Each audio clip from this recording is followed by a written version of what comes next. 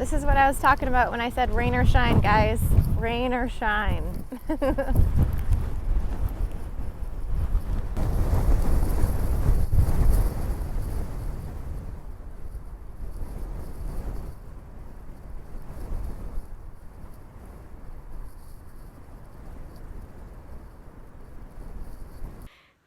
Well, now that's what I call an involuntary run.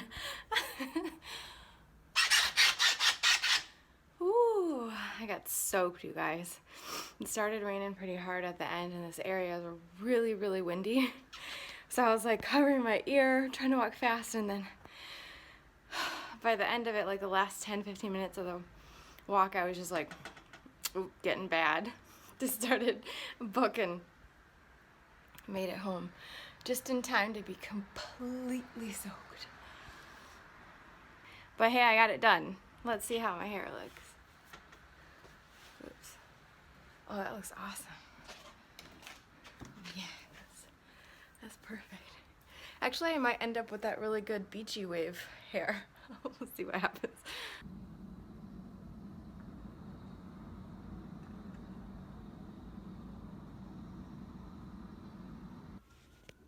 Having my chocolate peanut butter smoothie for breakfast. Only it's carob powder, and it's delicious.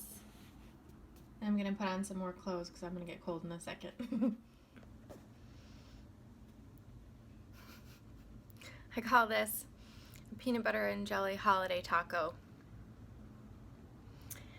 So I'm having my first off day from the challenge. Screwing up right now. What happened? Well, I was going to go finish all my Christmas presents and finally send off those cookies. I haven't seen the cookies since I made them, and that smell just set me off, you guys. Clearly those cookies have a really strong, like, psychological pull in my mind. They're a super big trigger for me, clearly. Even though they're not even my favorite cookies in the world, they still have a lot of history. And I actually just had deja vu. That's weird. Anyways, okay. So what happened was I set up my box on the bed over here, and I was starting to go through things to put them into different boxes and wrap them and stuff. And the smell of the cookies came out, and I was like, like seriously, just like, oh my God. And I made a beeline for the kitchen, and I wish you guys could have seen me, because as I was walking to the kitchen, I said out loud, I'm not strong enough for this. I walked over to where I have our little cookies set aside, and I just started one by one. I think I probably ate like 8 of them or something. And I still wasn't done. At that point, I was like, oh, I still have to have more. Like, I'm not well right now. I have to eat more. So the problem is, you guys, I had a sort of an idea of what I wanted to make for food today, but I wasn't sure. I had brought out a soup from the freezer, which it's that cabbage soup I made recently, like a month or so ago. And I brought out I had some pitas in there, those Ezekiel whole wheat pitas to thaw out. So I brought those two things out. And I was like, all right, I'll have one of those little pizzas later with the broccoli and the onions and stuff. And then I'll have some soup if I want to, and a salad. And I don't know what it was. I was not able to stop myself. I just was like, ah! So I had the cookies, and then I was like, must have more bread type things. So I put one of the pitas in the toaster and made my little peanut butter and jelly taco, and then I made another one. I ate all of it. So here's what I want to say about this. I don't feel bad even a tiny bit. I'm going to flip the way that I look at this. I don't look at it badly right now, but I'm just going to flip the way one could look at this. You could look at this and go, oh, I ruined my challenge. I didn't do it perfectly. Ah, life is over. I should just quit now. But the way I'm actually looking at it is, hey, I had 4 or 5 really, really good days in the middle of the holidays right before Christmas. That's how I'm looking at it.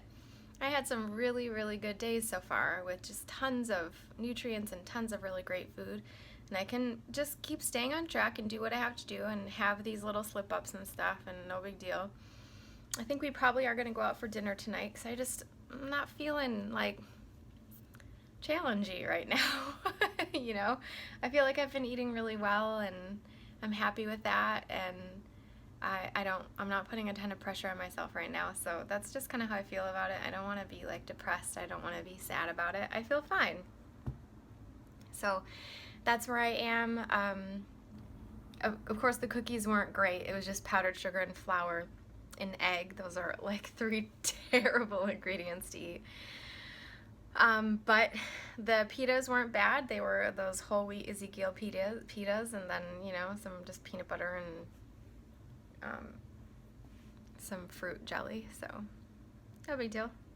Could be worse. I could have had a whole pizza plus a big bowl of pasta carbonara with, you know, breadsticks and a steak on the side or something. You know, can always be worse. So my spirit feels a little bit tamed now. So I'm going to go finish off packing up these cookies and getting them the hell out of my life, and I'll talk to you guys soon.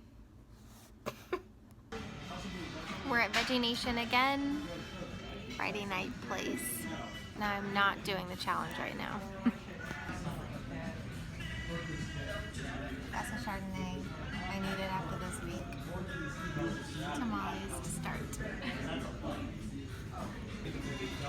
This tamale is just so good. And then we also got this salad to split, and we're going to split the pizza too. Because that's what's happening. And here's our vegan pizza.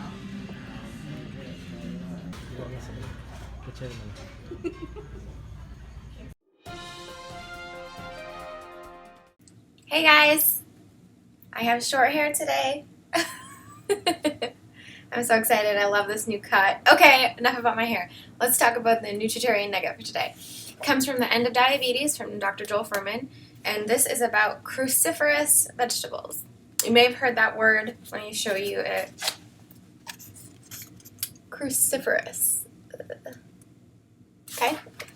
Cruciferous vegetables. Very, very important, and I'm about to tell you why. This comes from page 127 of The End of Diabetes. You get a link for this book down below if you'd like to pick it up. It's fantastic. Let's talk about cruciferous veggies. Almost 300 case control studies show that vegetable consumption provides a protective effect against cancer, and that cruciferous vegetables are the foods with the most powerful anti-cancer effects of all foods. Cruciferous vegetables are those in the broccoli and cabbage family and include such foods as bok choy, radishes, and watercress. While eating fruits, vegetables, nuts, and seeds have all been shown in scientific studies to reduce the occurrence of cancer, cruciferous vegetables are different. Instead of a 1-to-1 relationship against cancer, they have a 1-to-2 relationship with a wide variety of human cancers. In other words, as plant food intake goes up by 20% in a population, cancer rates typically drop 20%. But as cruciferous vegetable intake goes up by 20%, cancer rates drop 40%. Okay? Whoa, that's huge. That's totally, totally huge. Cruciferous vegetables contain phytochemicals that have a unique ability to modify human hormones, detoxify compounds, and prevent toxic compounds from binding to human DNA, thus limiting toxins from causing DNA damage that could lead to cancer. Sulforaphane, an extensively studied compound, is an isothiocyanate that has a unique mechanism of action. That's what I was talking about before when I was talking about when you're cutting onions, near the root is where all the sulforaphane is, and so you want to chop up that little piece next to the root as much as possible. That's the part that makes you cry, but that's also the anti-cancer part, okay?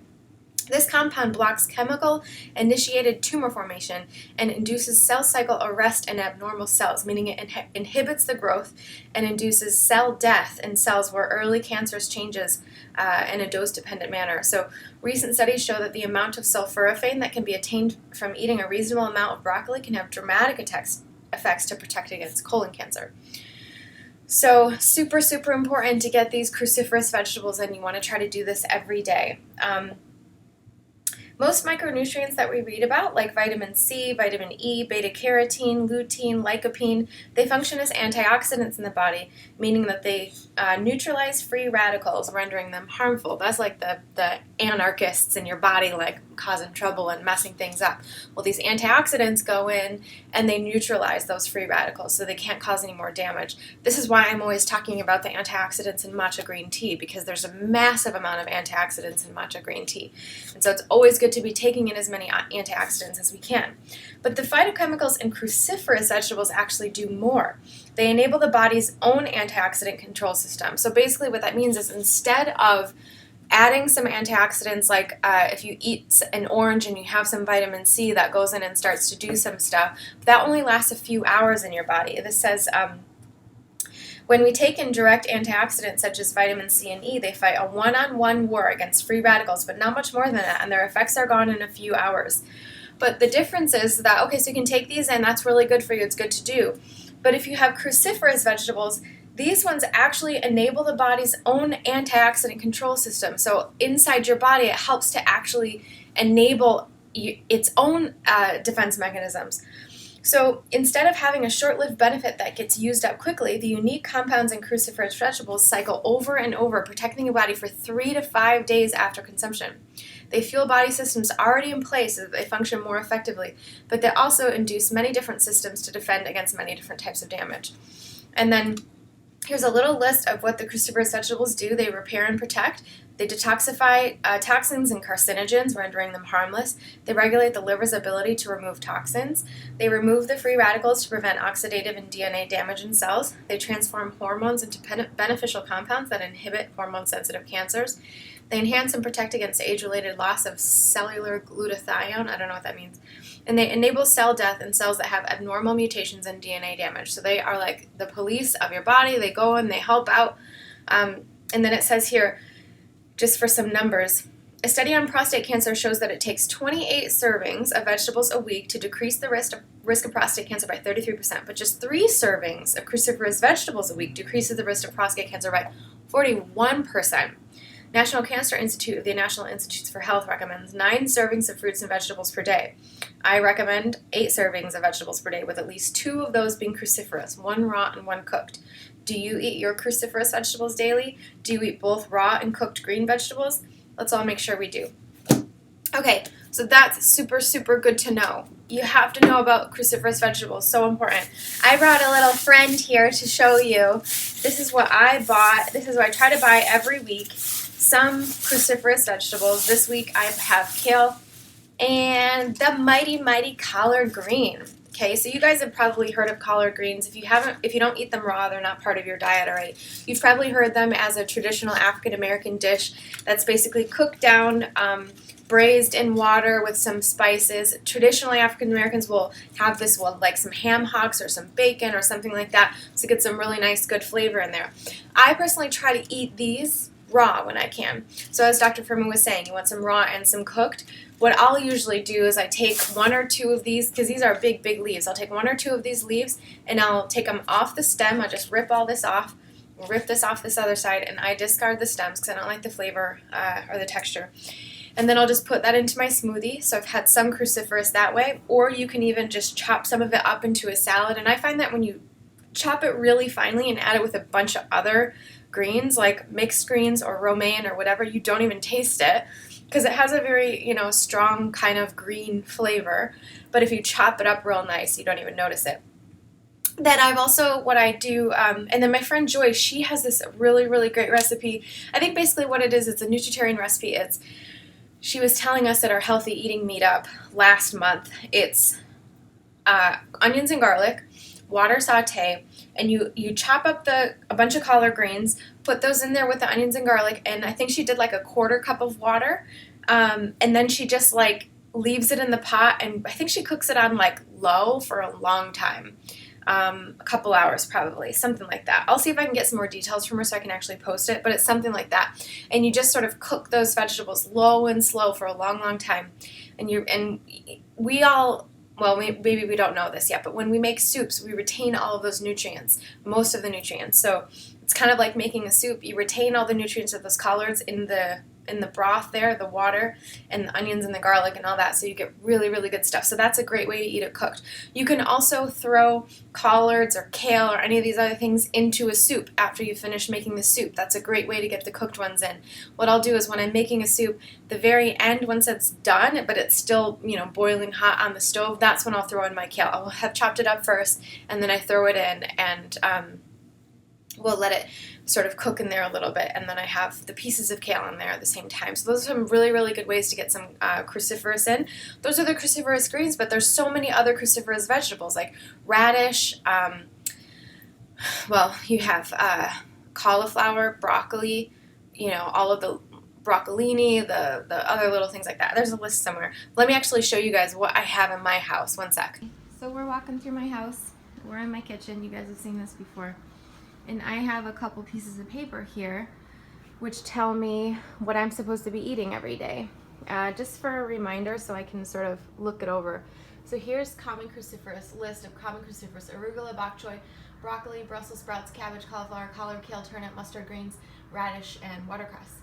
So, and then here's my things I try to eat every day as a Nutritarian. So there's some really good information for you about getting in your cruciferous vegetables. The reason they call them cruciferous is because when they're growing on the plant, if you look at the bottom of the plant, it's kind of in a cross shape. So the leaves come off of the plant in a cross, like a crucifix, basically. So that's how you know it's a cruciferous vegetable. And there's lots of different ways to eat them and get them in every day. So try to just be thinking of this. I know there's a lot to keep in mind every day, but just try and incorporate them when you can. So that's it for today. That's it for today. I'll see you guys tomorrow. Thanks for watching. Bye.